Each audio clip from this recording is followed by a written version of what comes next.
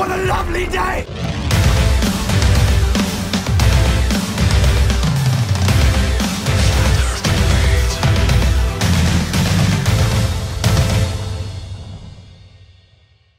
Welcome to Flat Earth Debate Uncut. I'm your host, Nathan Oakley, and if you're new to this, my second channel, then be sure to subscribe and hit the bell notification icon to keep up to date with all the Flat Earth Debate pre-show and after-show goodness.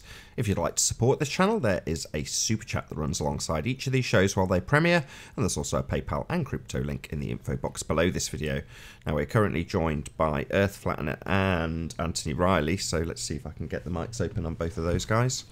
Oh, we've got a few people joining. Chuck. Chocolate saying as well. Hello, all. Hello. Good morning, good morning. Yo, yo. Hello. About 2 or 3 minutes before we go live. Cool. What, Riley on Skype? Yeah, he's I am. Out and about. Cool, cool. Am I coming through okay, Chocolate? Say again? Am I coming through okay? I take that as a no. Yeah, you sound great. They're talking to each other in the Hangout, so you come through my mic, so it'd be the same. Let's try once more, Anthony. Chocolate, can you hear me okay? Yes, I can. Cool. Because I've got my phone with the auxiliary cable plugged into the stereo, so I've got the sound of you lot coming through the vehicle, and I'm using my phone as a microphone, and I can still see what's going on. Nice setup. And I've got it plugged into a power brick as well, so that I won't run out of power, which is even better. Very nice. Were you driving? No, I'm parked up in a foreign town, about 3 or 4 towns away from me, so just killing a bit of time. Cool, man. I'm gonna mute for a couple minutes. Yeah. You're really quiet, Chocolate. I've turned you up. Let's turn you up a bit more. Oh, it's probably my microphone. My microphone kind of sucks. No, that's and I good. don't have it You're like good now. up against my mouth. I've turned you up full and you're fine now. That's good. Right, I'm just going to share the show and then we'll go live. Yay. I'm gonna try my other mic and see if that's better. Hold on, guys. Okay. Absolutely blast it out. We'll know. I might turn you down just in case. I can always turn you back up again. Share it on Facebook, and then we're ready to rock and roll.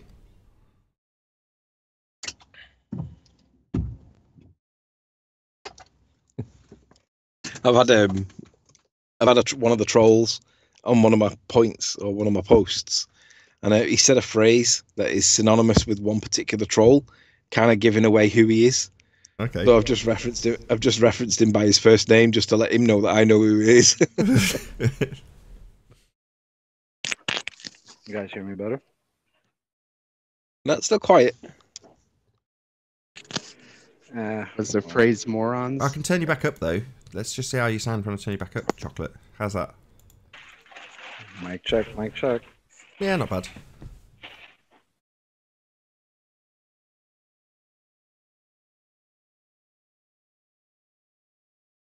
Oh, what a day!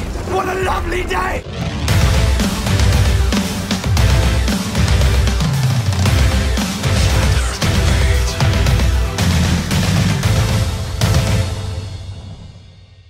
Welcome to Flat Earth Debate.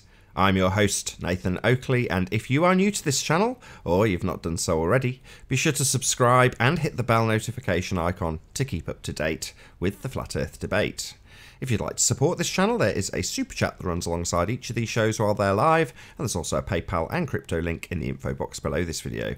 But most importantly, if you would like to join the discussion, simply mute the page you are currently watching, then click the link in the info box below this video to join the panel and express your views on the shape of the Earth. If you do join, please don't swear. If you do, you'll be ejected, and if you are, please don't try to rejoin the stream using sock accounts. You'll be warmly welcome back on the next stream. Please also share the show on social media. Sharing the show obviously increases the live audience, but this in turn increases the chances of a more diverse panel. So please share the show on Facebook and Twitter. And one last time, if you're new to the channel or you've not done so already, be sure to subscribe and hit the bell notification icon to keep up to date with the Flat Earth debate. Now we are joined by Anthony Riley, Flatten Earth, Yo. Chocolate Saying, and Arwin. Good to have you all. Yo. Good morning. Good morning. Good morning. So, who was the person Let's you were rattle speaking through housekeeping. Oh, I was going to ask you who the person you were speaking to just before the show started, because I started and obviously didn't get to find out who you were talking about. Well, I didn't say who it was. I was chatting to somebody on one of my threads, and he said a phrase that is like synonymous with this one particular person. Like, for example, if I go on as a troll account and I use the phrase reification fallacy, the chances are you know that you're talking with me, because that's my in phrase at the minute. I learned that from John recently, and the reification fallacy is rife in ball earthiness. So if I was on a troll account using that phrase, you can put two and two together and reasonably come to the conclusion that it would be me.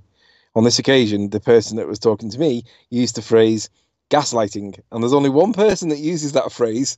So I shouted about us as, actually what you're actually doing is projecting your gaslighting onto me, Andy. So shout outs to Andy. We know who you are. I don't know who he is, but he knows who he is. Jolly good. Yeah. So should we rattle through the housekeeping? Any objections? No, let's go through. Come on. Any signs of curvature? Don't be ridiculous. No? Nope. Nobody? And Axial rotation. Any signs of Earth-based axial rotation? There's definitely no evidence of axial rotation. Of the Earth. Nope. I mean, am I on my own here or what? 5 no's. Oh, It's gonna be 5. no I didn't for hear the other everything. people speaking. About evidence of a Nah, gas there you go. pressure without a container. There's definitely no evidence of a gas pressure without a No. container. You must be an utter moron to think that you can have a 14.7 pounds per square inch of pressure next to a vacuum without a membrane in between. Now, if you're going to argue that gravity's doing it, you're going to have to prove that gravity's doing it. And we all know that you've not got a little bit of space-time to bend, have you?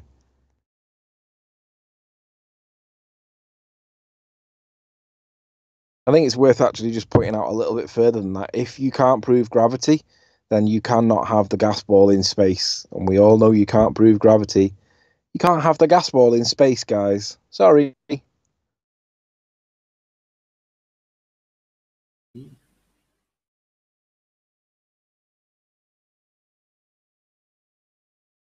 Yeah, Nathan's little MIT guy video put a lot of ballers into panic yesterday.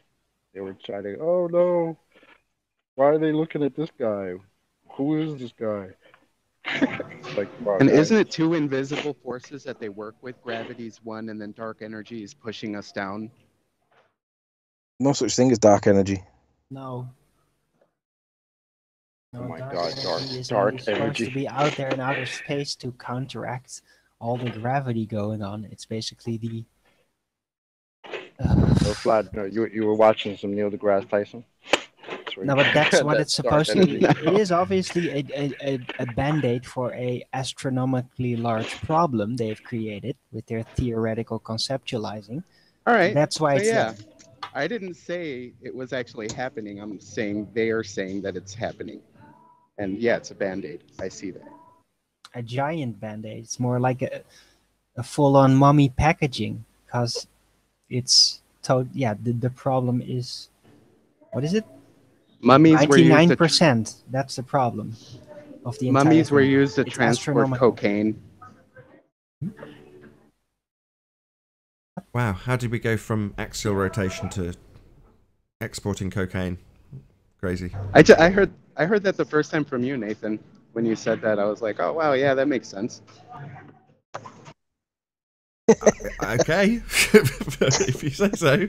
I'm going to call bullshit on that. So any evidence? Which part the of answer it? to the question, how did we go from axial rotation to cocaine? Is that the answer? Is Nathan? Is that really the case? No, No, not at no. all. I just Anyway, If you let's- take too let's much try- cocaine, you maybe will it's- start to rotate around your axis. So That's what I was just gonna say. Maybe they need the cocaine to come up with the axial rotation.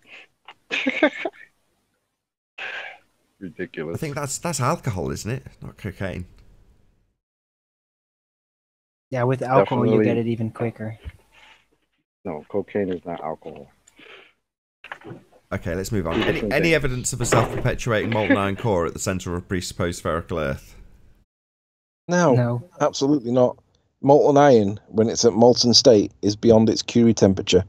And unfortunately, if something goes beyond its Curie temperature, it loses its permanent magnetic properties until such time as it drops below the Curie temperature. It can be replaced by induced magnetism, but if it loses its magnetism, and on the heliocentric model there is no replacement induction currents to give it magnetism, then it can't be magnetic. It can't be self-perpetuating either, because there's no evidence for that neither. So unfortunately, Paul Voigt and co., if you believe that there's a molten iron core in the centre of the Earth, you are literally stupid. It's all just a band-aid anyway. It's not even necessary, because it's only there basically to enhance the concept of the magnetic poles. That's it. Well, it's necessary there's for the better idea ways that we've to got a centre explain of that. mass. Better ways to think up. Basically. It's very Oh, and it's outdated. They need it Molten iron to core is give you the very idea that 20th there is a century. centre of mass.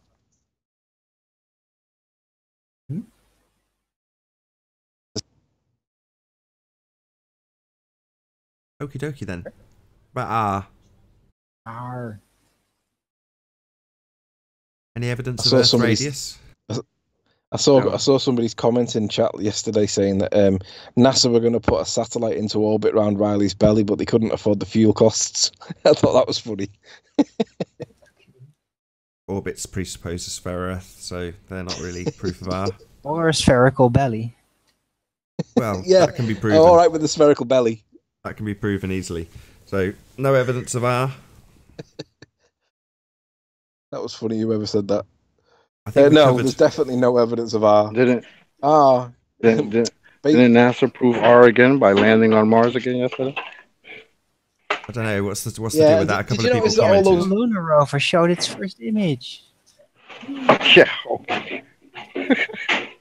With a lot of obstruction of instruments in the way of the camera path. So the nerds can look at that. Like, oh, look at this. Oh, I made this part. I made this part. Funny how we got so much footage of the control room and all the people watching on the screens, but we don't have any images of what the hell's going on out there. It's ridiculous. I think we covered gravity, so I think that concludes the housekeeping, doesn't it? Oh no, distance to the sun. Any evidence of the distance to the sun? No apparent distance. Well, there is an apparent distance, but it's only apparent because it's an apparent phenomenon. It may appear to be in a certain location in relation to you, but it's not physically there. It's just an optical phenomenon. So, no distance to the sun then. Nope. Fair enough. Yeah, that does conclude the housekeeping. Jolly good. Nathan, I've just realised if somebody rings me in my background whilst I'm on the Skype call, it'll cut me off. So if I drop, just give me a call back and I'll re-answer it. No worries, I'm on the case.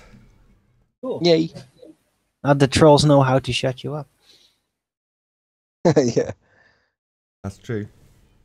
If they've got his number. So you I asked don't have a Randy number. to poke the bear, and he poked Sly. Now, although I didn't really give it that much attention, I brushed through it this morning, Sly's responded. So kudos to Anthony for teaching Randy how to poke the bear. Did you happen to watch his video in any detail? Or not at all? No, I didn't know he'd responded. Shout out to Sly for responding. I've not seen it. It's pretty poor. Oh, shout out retracted. Indeed. So come on then, what was the Remind me, what was the poke that he was poking in the first place? Well, he's seeing Isle of Man at 80 miles. He also called me a liar for claiming it was 80 miles. Shout out to Sly for calling me a liar. So we'll have to remind him of the part of the video where we are seeing land at 80 miles, just so he realises that that's factually accurate. But there we go, that's fine. He's got a short attention span. He also said, oh, Nathan's got a very long name for the calculator. It's like, try to pay attention, Sly. Yeah, that name's quite important because you're 3 steps into that name with the bit you're dealing with. The perspective hijacking bit that you're engaged in whilst you use your whole numbers. So, yeah. It's called the... Right, ready for this? We need a drum roll. Begging the question is the first bit. So begging the question, meaning that you assume your outcome. So you've got a radius value in this calculator, Sly. Well, isn't that the thing you're trying to prove? That we're on a sphere? So just assuming it in the calculation doesn't prove anything, bringing me to the next part of the name. Proof of nothing. You're assuming your outcome, my friend. You've already got an R value, so it doesn't prove that you're on a sphere. It proves you can beg the question. So it's the begging the question, proof of nothing, and then we're into the bit that Sly actually pays attention to, the perspective hijacking. Now, the perspective hijacking bit, again, maybe he didn't pay attention to anything I said on the show he responded to where Ranty presented that evidence and just had selective hearing. You know what I mean? We're pointing out that the use of whole numbers doesn't account for perspective. A 10-foot wall is a 10-foot wall regardless of how far away it is in their world. Well, no. Perspective's real. That's why they use the whole numbers. So he's ignored all of that and just carried on with the old plug away with the curve calculator, assert that we can see a mountain because, according to his maths and model and reification fallacy, one for you, Anthony, the model says we should or shouldn't see the tops of them. So there we go. That was Sly's response. 3 steps down the begging the question fallacy. I love it. Pay attention, Sly. The name is quite important, the name that you couldn't remember, because it's the bit that undoes your work. Yeah? Mainly the first bit, begging the question. So, as my comment stated on your video, have you actually proved R, or are you still just assuming it? Because that's where it proves nothing. But if you want to carry on hijacking perspective, we can rip that bit a new asshole too. No worries. I think the thing to remember is that these ballers, right, you could literally ask them to what day of the week are we on, right? And they will answer a completely different answer when they deal with it, because they will misrepresent the question that's asked. Sean Horford is prone for this, and they will reword it in such a way that what they then tell their audience, they will then answer, but they didn't actually answer the question that was asked. So what day of the week is it? For example, Monday would be the answer. Somehow they'll end up answering that it was 3:15. Do you know what I mean? Well, by the time this, hold on. No, their argument. By the time this gets broadcast, I mean, Monday won't be Monday anymore. So technically, by the time people actually listen to this, Tuesday is the day they're listening, but we're referring to the day before. So that actually makes Sunday what you're talking about. And on Sunday, we hadn't even had this conversation, so I don't even know your point. I'm just saying that if you ask them what day of the week it is, and to try and prove what day of the week it is, the answer that they'll actually give you will be related to time. And it'll not answer the question that was actually asked. But that's the duration. It's not related to the day. That's part of the month structure for time. So the day is almost irrelevant. I know you're making my point for me, sir. Anytime. I don't think the audience will understand what's just happened there, but it was brilliant. But I think it's worth repeating the reason why we call it the perspective. What is it? The begging the question. Hijacking. So begging the question, the assumption of R is the biggest problem with every single globe proof or claimed globe proof ever presented ever. They will automatically assume that you are on a sphere at the beginning of any example. So the calculator is no exception. It's got a radius value. There it is, right, staring you in the face. Slap, slap, slap around your stupid globe head face if you're using it. Aren't you trying to prove that it's a sphere? Well, the calculator already has a sphere value in it. It's already assumed you're on a sphere. So prove that bit. That's the bit we're trying to debate here. Not whether or not you can assume it and from there do a few tricky mathematical calculations while you're already into begging the question. Just prove that you're on a sphere, the bit you assume in the calculation. So the first part of the calculation's new name is the begging the question, there for proof of nothing perspective hijacking curve calculator. Yeah. So for the new people that are not familiar with the phraseology for that, I think it's worth telling them where that originated from. Wasn't it something to do with Mick West himself? Well, he confirmed it. I mean, he basically confirmed that it's based on the standard model, and the standard model assumes a radius. So he just bases the calculation on an assumption of r. And yeah, he admits this. He's not gone out and measured radius. Nobody has. Nobody's got a radius. It's an assumption. That's the whole point. To prove you're on a sphere to the uninitiated, you start with the premise that you're on a sphere. And the way they do it in the calculator is to assume a radius value. That's the trick. Now, the rest of the trick, it gets more and more, like any web of deception or lie, it gets more and more convoluted as you go further into the deception. So you can go as many steps as you like into how they try and cover up what they're hiding. But typically, as a lie gets more expansive, it becomes more obvious and easier to pick apart. I mean, Adam and myself, hopefully tomorrow, will go through Walter Bislin's calculator, which is hysterical. I mean, that's a really good laugh. So I'm looking forward to that. But when Adam comes on and goes through the mathematics with me, hopefully dumbing it down a little bit, it'll become clear that it's basically no different to any other curve calculator in many respects. There are a few tricky idiosyncratic natures to the calculator, but it's just like any other calculator. It's based on the same exact formula. So its extrapolations from that formula still work under the same principles. I can still debunk it with the same exact words. It's still using an orthographic representation of the world. The nice thing about his calculator is it'll show you how bad it is with a picture, which is ace.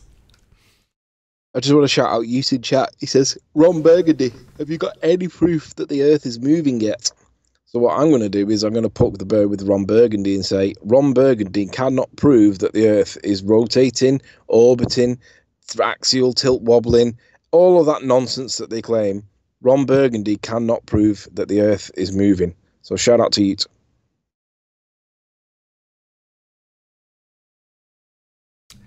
Indeed. Who the hell's Ron Burgundy? Just some random troll, right? Yeah, I think he fancies Brenda, I'm told. That's a Apparently. random nobody. That might be a reification fallacy in that Brenda's a concept and doesn't actually exist. Well, she's not here right now, right? So we're having to conceptualize Brenda. So technically, she's not real. I'll treat her as though she's a real person. It's just a concept. Can we please not conceptualize Brenda? Please. You can do whatever you like, Chocolate. Your thoughts and feelings are your own. No. I can hear Eleanor in the background chirping like a little bird. Hey, Travis. Making a brew. Making a brew. That's one of my employees who whistles like a bird. Oh, One of my coworkers, I should say. No, she's had her little hissy fit during the housekeeping. Did anybody see Delby on the imaginary curve earlier on? About 2 hours ago. I didn't. No, I didn't. What he was saying was that Miles Delia Davis basically is full on lying, and I'm pretty certain that what Del says is true. I'm sure it's correct, true, and accurate. But I'm going to put it out there as a question because I've seen some arguments against it. And by that, just in case he's listening, Alan B, I'm not talking about you. Your arguments against Del's point are nonsense. Del's point is that if you draw two lines and they can go from the two opposing corners so that you put a big cross in the screen to indicate where the center of frame is. Del's point is that the center of frame is the line of sight relative to the lens. So when what you're looking at is center of frame. That is your line of sight. Now, if that is the case, then it means that anything that is below that point is below the center of your line of sight. Anything above that is above your line of sight. So when Miles Delia Davis is pointing his camera to where he claims is the top of the bridge, and he claims that he's at the same height as the bridge, then it's necessary that that top of the bridge has to be the center of frame. Otherwise, he's not at that height. And I clarified it. Dell always, he seems to act really aggressive when I ask a question. I think he thinks that I'm trying to gotcha him. But I was trying to ask him specifically, did it mean then that he's not at the height he's at? And Dell's answer was, if you look at the center of the frame, that tells you where he's looking at. And he's telling you that he's level with the top of the stanchion. However, it's not level with the center of the picture. Therefore, he cannot be at the same level as the top of the bridge. And I'm thinking about it and I'm thinking, that makes perfect sense. I totally agree with that. So, like I say, Del, I wasn't having a go. I'm just asking questions. I think he overreacts a little bit. He treats me like a baller at times. He's quite aggressive. But I was just asking to clarify, the way did I understand it right? That if the center of the frame is actually the line of sight, and Del said that is the position. And I said, so therefore, does it logically follow that if the top of the bridge stanchion is not in center of frame, therefore he is then not, he's not at the same height? And that is the obvious consequence. And the answer is, yeah, he's not at the height he's saying he is. Now, I don't know whether he is or he isn't, but it makes sense that he's not at the same height because Miles did not provide GPS coordinates to establish what his height was. He left that out. Some would say, well, it's not that important when you can spin round and show it, but that spin round and show it didn't prove that he was at the top of the hill, because you play with the zoom on that to make it look like you're at the top of the hill when you're actually not at the top of the hill by zooming in. Hero. My dad. Hello. I guess Good. Tony was poking the burr. The bird. Yeah. So I just want to know, is Del definitely right on that? Because I tend to agree with Del that the center of the frame is the line of sight when you're looking at the horizon. But if that's not right, somebody tell us why. No, the like when you mean horizon rising to eye level. No, you can pan the camera up and down.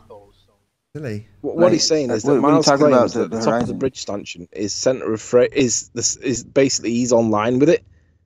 But if that's the case, it also means that has to be in the center of picture, center of frame, and it wasn't in the center of frame. It was significantly not center. That was what Del was pointing out. What are you talking about for when the horizon rises to eye level, or what one? No, whatever you're looking at, whether it's at the horizon or not. Whatever is in the center of the center of the frame by drawing two diagonal lines or a crosshair. If you put your crosshair into the center of the frame, then whatever is in the center of frame is your line of sight. And it doesn't matter whether you're looking at the horizon or whether you're looking at the top of a lamppost that's not the horizon. If you're looking at the top of the horizon, the top of the lamppost that's not on the horizon, then that's the center of your picture, because that's where your eyes are looking at. That's what he was saying. Hey, and if that's the case, then it means that Miles cannot be at the height that he claims he's at. You can ask him. He's joined, Anthony. Hey, Del. Hey, he's all right. Why is anybody worried about Miles Davis's picture? He didn't even do it all the way over water. Well, it's nice to pick apart his lies. The guy's a liar, and he needs to be shown to be a liar because he is a liar. Yeah, he's a liar. Like, that's not even anything to worry about. I wouldn't even give him any more time. Hey, but check this out, you guys. I was only asking questions, Del. I wasn't having a go at you. Yeah.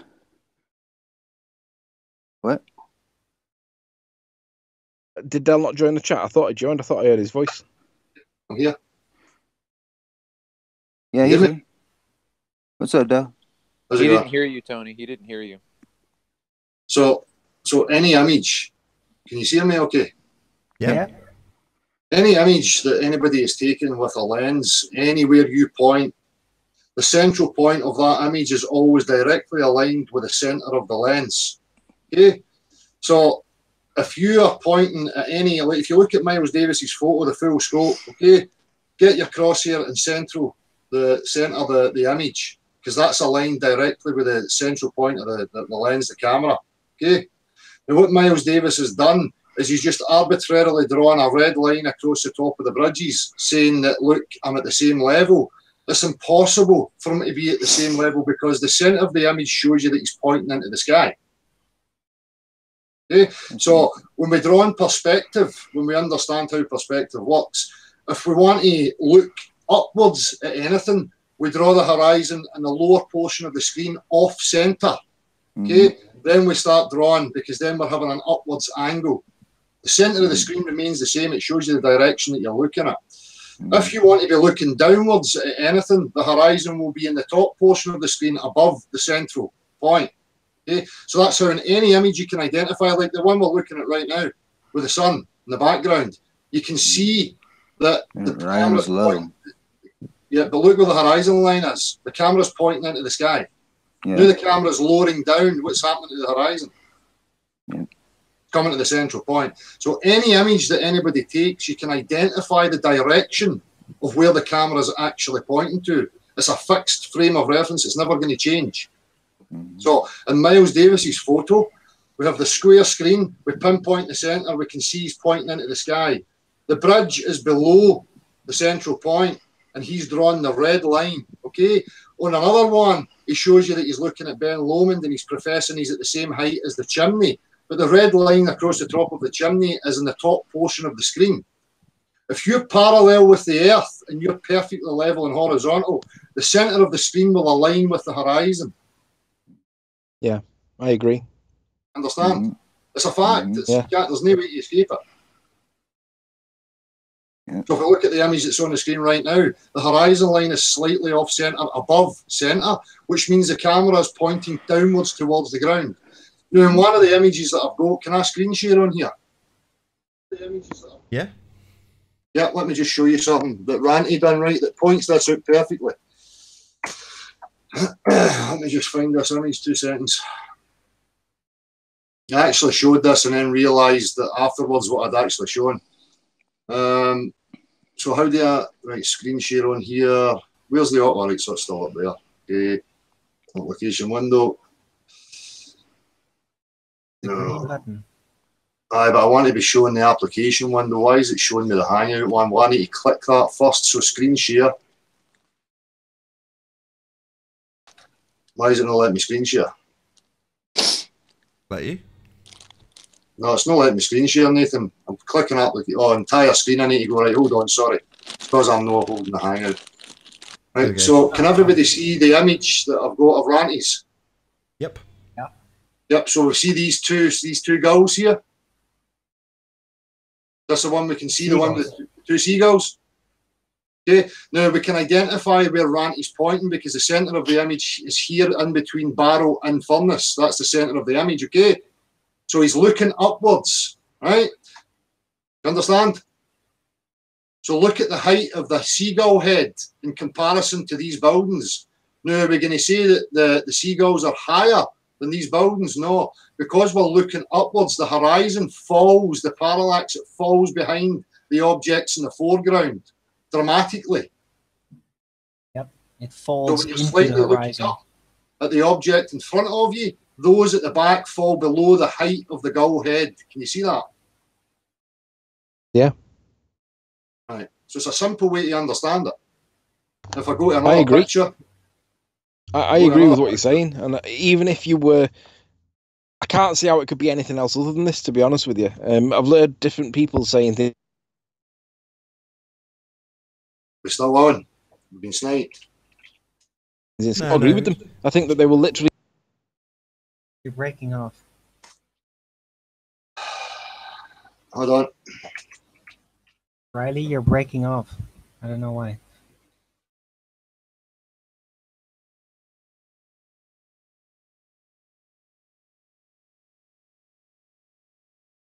So, can we see this? Can somebody let me know if we can still see what I'm showing? You can.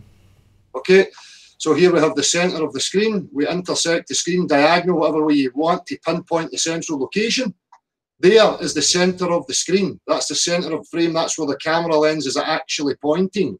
Now, Miles has drawn an arbitrary red line across the top of these here, but he's pointing in the sky. Now, if you watch his footage as he brings the camera downwards, you will pinpoint the centre of the screen. You can see clearly that the level he's at intersects these poles, showing that he's below the height of the top or the highest point.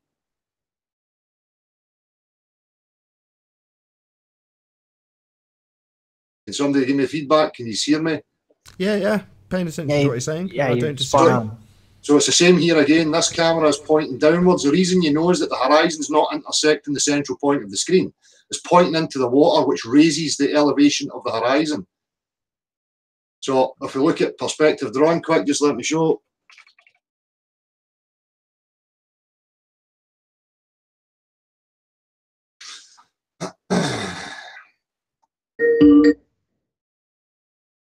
So hey Bobby, if we want to be looking directly on, level, parallel with the Earth, the horizontal line will intersect the screen at the exact middle section.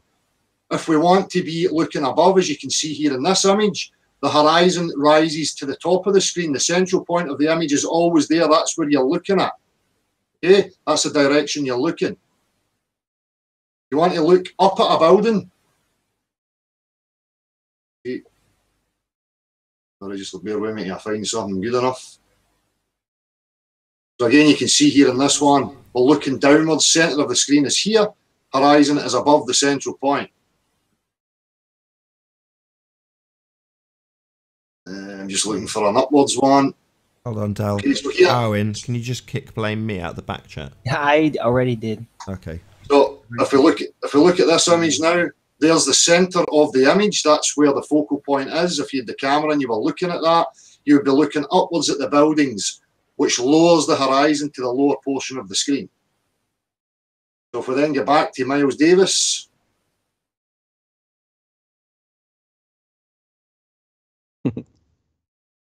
We can clearly see the intersection. There, the centre of the screen is here. That's where the lens is looking. He has just drawn an arbitrary red line there to create a bias. Del. Yep. I agree with what you're saying. I don't disagree. I'm going to ask you a question as an alternative, and perhaps you could give an answer and tell me why this would be wrong. Is it possible that Miles was at the right height, but because he's a bit like Ranty, he can't get a straight horizon, he's got the camera aimed up or down, and therefore it creates the perception that he's not where he's at? Just by the fact that he's not got it in center. Before he zooms in, he's showing you the perspective view that he has, Anthony. That is the square frame. The image that he's showing you is the full frame that the camera's picking up. The central point never lies. I agree. I just can't see how... I think what's going to have to happen here is that the ballers will argue this point vehemently no matter what, because they can't concede. This is another one of those ones that they can't concede. They can argue. I'm showing you comprehensively and factually what's going on. So I don't know if you caught the earliest part of my hangout earlier when I owned the camera shop. Different camera shops, and I asked, is the centre of the image that I take the centre of the lens? Of course it is. Okay, so any image we take, we pinpoint the central point of the lens and we know where it's pointing. And in this picture here, we're pointing out into the sky. The horizon's down here. That's how you know. The horizon's down here. Yeah, I agree. I think this...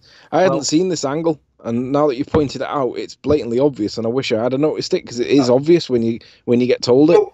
So I think Miles this was is at further the same proof. elevation as that and looking directly straight on, then that red line and those chimneys would be right in the centre. But are you sure this is the full original picture? Because he could have... The big picture could have been... Is he cropping it? Oh. Is he cropping it? So he's being deceptive by cropping? He's no cropping. Anybody can recreate this. So if you look at me right now, okay, my camera is tilted downwards looking at me. Okay, that picture behind me is actually above my head height. Because when you look down, the horizon rises above the central point. If I was to level the camera, you'll see that that picture is above my head height. And if I was to lower the camera down and look upwards at me, that picture in the backdrop would drop even more. Need to stop sharing.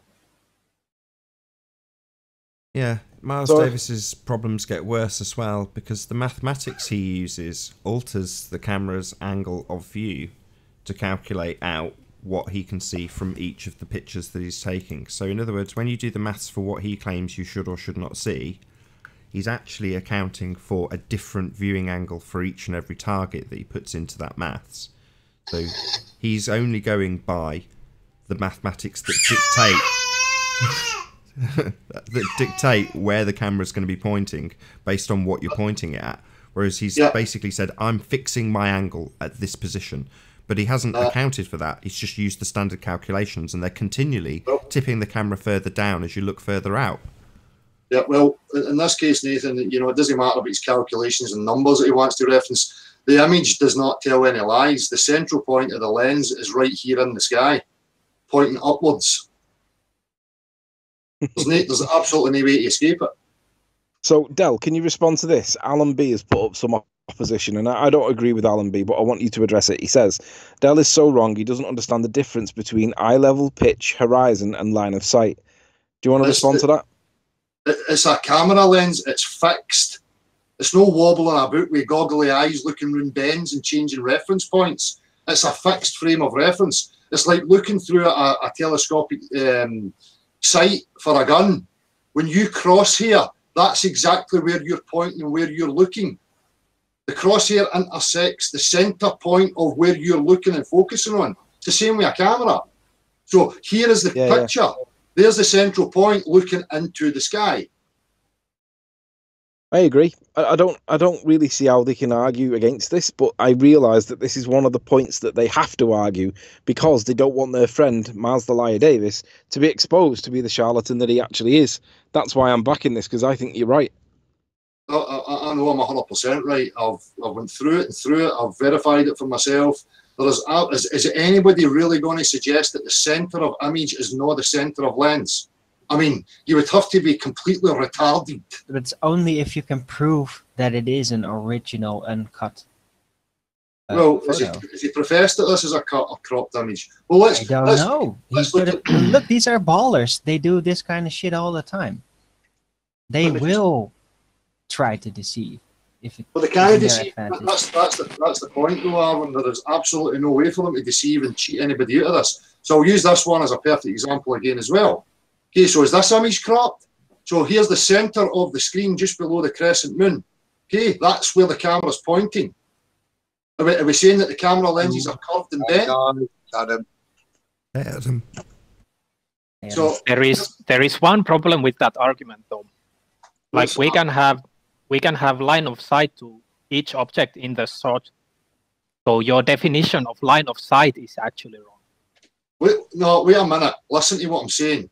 The square here is the frame. That's where we're looking. That's what the camera picks up. The central point of the lens is the centre of the image. Now, unless you're going to tell me the camera's looking up and over and round bends and curves, we've got a serious issue. The camera is straight out observing into the sky. Whoever this is looking at the moon. The centre of the image shows you that they're looking up at the sky. The reason you know is because the horizon line is beneath the central point of the image. I agree with you there, Dale. I was saying this to Nathan last night. The top of that central tower needs to be smack bang in the centre of the camera's lens for any of Miles's purported mathematics to have any validity to use it. Exactly. So in this image, I'll let anybody guess. Where's the camera pointing? So basically, your argument was that his camera is tilted wrong, so his footage is. Well, it's obvious. If it's no level, if it was level, see this line we've got the horizon, it would be intersecting the screen right in the centre. It's above the central point, telling you the camera's looking into the water. So let's hear what Laurie says about this. Laurie has to defend Miles the Liar Davis here. Let's hear what he's got to say, and let's have a back and forth, because I want to know what the baller's argument is. Don't go any arguments. The facts are the facts. So carry on. Yeah, I want to hear Laurie say it, though. I want to hear Laurie put his balls on the line and say what his position is. Right. Well, I find all this really interesting and funny, actually. Funny? You think it's funny that someone's trying to deceive people? It's funny. Why is that funny? Hey, Laurie, did you ever figure out what Earth's circumference was in your model that you're defending? I thought we were going to get a refutation on the That's a nice point. Yeah, okay, it is, isn't it?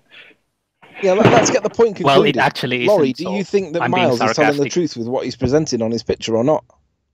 See, in this picture that's showing right now, the camera's pointing up into the sky. Yep. Well, Laurie, is Miles the Liar Davis being truthful or not? So can you not, like, we can actually analyze how perspective and how things work by just looking at drawing an image imaginary line to the object. Like it doesn't matter where the camera is pointed at. It does matter where the camera is pointing because it's a fixed frame of reference. It's no moving and bending. It's solid, fixed, square onto whatever it's looking at. There is no way to escape it. So what you're saying is, if I take a picture of a dog, it's not a dog if it's pointed upwards. What? No. Can I try this, Larry? So the way your mathematics works is that for each thing that you target and calculate how much you claim should or shouldn't be seen on a ball, your mathematics dictates that you will angle the camera further down the further out you look. The problem is that when you open the shutter of a camera, you fix the angle that you take the picture of. But your mathematics says, no, for this mountain, you're looking a bit further down. Oh, this mountain's further away. Well, you're looking a bit further down still. But what Miles has done is represent those mathematics while simultaneously claiming he's not only fixed his angle, he's fixed it at a particular point. But his maths, and we've checked, do definitely use the bendy type of maths that adjusts the angle of view for each target. And then he's claimed with that adjusted angular maths that they should or shouldn't be in any given position. So he's either mathematically illiterate or just deluded. Either way, he's wrong. I did a bit last night, Nathan, with regards to that, and I can probably give you a headline number with regards to Earl's Seat, or we can save it for tomorrow. It's up to you. Bosh it out now. Bosh it out. Right. Well, as Nathan's said there, basically what they tend to do is take one individual image and then take the distance to the peak in the background and ignore the fact that it's that image. And to do the maths, they take the numbers where they are setting up a new line of sight transit from the observer to the peak in the distance. The net effect is the further away something is, the greater the increase in the downward angle of the camera, which also, if you use Walter Bislin's thing, actually is equivalent to the angle theta, which is calculated via your transit along the arc, which is another fudge in there. But if what we do is actually take the photograph, and as Miles the Lye Davis has quite clearly stipulated, even though it's quite obvious that he hasn't achieved this level transit, he is saying, and his claim is that this transit is there. Now, the net result of setting up that transit is that it fixes the downward angle of the camera at 0.415. You have to bear with me on the numbers because it's in my head. I'm at work. So what you then have to do is, and I spent a lot of time last night trying to fully understand the derivation that all of them use to calculate the hidden, which I've done. And like I said, that has a multiple downward angle based on distance. But because we've got a photograph, we're going to have to fix this angle at 0.4 degrees. In doing so, what I'd previously given for Earl's Seat, I think was 109 feet of hidden. We actually go up to 180 odd if we actually do the maths correctly, given the fact that this camera is fixed and we cannot angle the camera down to measure the peak in the background. We have to keep the angle fixed relative to how it's been defined by Miles in the picture. And in doing so, the cumulative curve effect increases the hidden by, like I say, almost doubles it from 180 on Earl's Seat. Can somebody present my screen? Can we see what I'm showing right now? Yes, you're on. Right, okay, so here again, it's very simple. This outer frame is what the camera is picking up. So we then need to identify the central point, which is run about here. Okay, that's where the camera is centered. That's where it's pointing. Now look what Miles has done. He's just arbitrarily drawn red line that suits him. That's not the center of the frame of reference. That's the center of the frame, just above the M on the 210. Right, so you can see he's done the opposite here to what he's done in the previous video.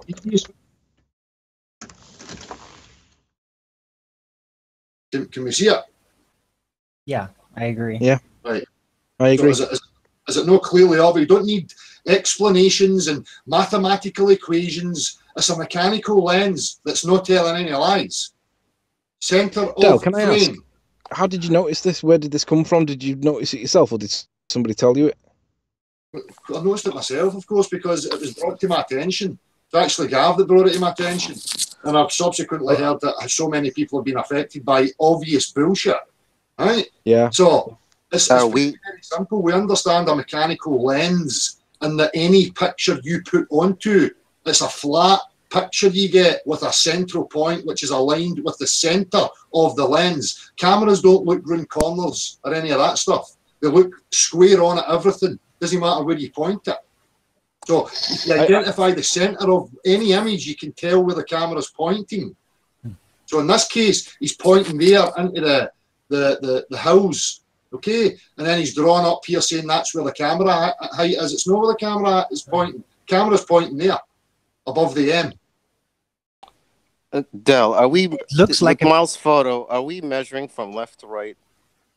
But it doesn't matter. You can go diagonal on any rectangle or square and identify the central point. What's the distance from left to right? Is that it's meters, right? What difference does it make? I don't understand. Well, pretty much what it sounds like what everybody's doing is they're measuring based on the targets that their transit, and what it sounds like are the ballers are actually stopping at the vanishing point and making actually measuring at that point, at that vanishing point. He's showing you, look, the image is showing you where the lens is pointing. Just above the M, that's the center point of the lens, that's where it's looking. Okay? Now, he's just drawn a red line up here professing that's where it is. If that's where the camera lens was centered, that red line would be down here at the center of the image. Okay, so let's just, for example, without using any camera or any apparatus, if a person were to look left to right, in that middle, in that center lens, let's assume that's their vanishing point. My argument is that in that middle, where that vanishing point is, theoretically, this is where all the bowlers are going to stop you or stop anybody, and they're going to determine that type of deviation. Now, my point is that if that is the observer's observation point, which, I mean, observer is observing that vanishing point just with their basic eye, okay, what they're going to do, or anybody else does, is that when they put on an equipment, which is their binoculars or camera, anything, they're able to pierce through that vanishing point and see through plain sight. Now, as a baller or a flat earther, it is their choice whether if they're going to choose that perspective through the vanishing point in plain sight and accept it if it's just a plain sight, or they're going to take the math calculations and match it through plain sight. So therefore, either that matches the math with the perspective, or the perspective doesn't match up with the math. So it's really based on the person's observation. But, well, you know, look, it's not something that's subjective, and we're dealing with mechanical instruments like a camera. So the point here that I just want to put across solidly is that in this frame here, the central point is right there. That's where the mechanical device, the camera that's taking the image, is pointing. Okay, no up here. Never mind the red line. This is just Miles deceiving and confusing people. And people are looking at it and going, oh, that's at my eye level, so therefore, no, the level is where the camera is centered, which is right there, above the M. Yeah, I agree. Listen, Del, do me a favour. Pass on our regards to Gav, because when you're pointing this out, it's blatantly obvious that what you're saying is right. But I would never have spotted it unless it was pointed out to me. But now it has been pointed out. It really does debunk everything that Miles is saying, because he isn't doing what he says he is. He's not lined up the way he says he is. No, it's obvious. Well spotted. It's obvious. So, anyway, thank you very much for listening to me. Pleasure. Make sure you pass on the regards to Thingy though, because Gav, it was actually Gav pointed me in a direction, and Gav couldn't understand it either. It was actually me that deciphered it. So I like the underhanded slap there, Anthony. But get it up, you son. Well, you said it was Gav before, and I was just passing on regards. Ta-ti-ta. It wasn't an underhanded slap, you girl. I think he's just winding you up, actually, Anthony. I don't think he was serious.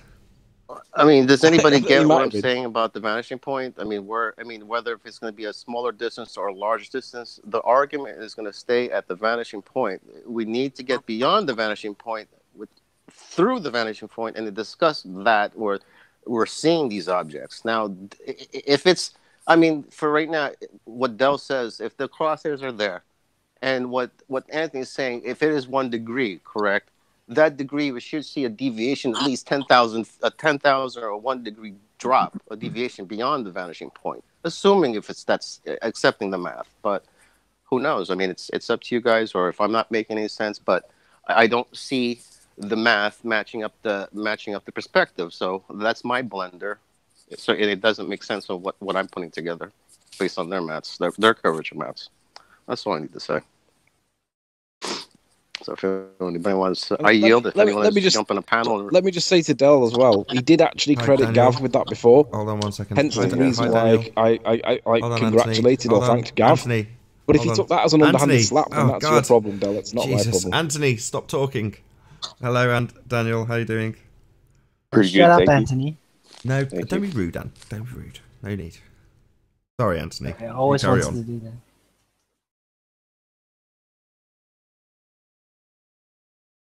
All I was saying was that he did credit Gav with it before, and for that reason, when he points that out, I think it's now blatantly obvious that point is correct. And I was just crediting Gav for spotting it, because now that it's been raised and it's been made aware, I think you've got to be a moron to be able to argue against it. So for anybody that does choose to argue against it, I think the point's valid. The center of frame is the line of sight. The line of sight, that's what he's looking at. And he can't be where he says he is, because it's not in the right position. So credit for Gav if that's where it came from, but he did change his position. He did say it was in Little End afterwards, but who cares either way? It's still amongst miles of Lite Davis. Stop! You've misrepresented. It's not line of sight, right? Line of sight is what you're looking at. So it doesn't matter if something that you're looking at is in the bottom or the top of the frame. The center of frame is where the camera is pointing. That's the direction the camera's pointing. It's not line of sight. Because that's what you're looking at, right? Well, if the building that you're looking at is below that centre point, doesn't suddenly mean that you haven't got a line of sight with the building. It just means that your camera is pointing above your line of sight. So what he's saying is the centre of frame dictates the direction that the camera is pointing. Yes.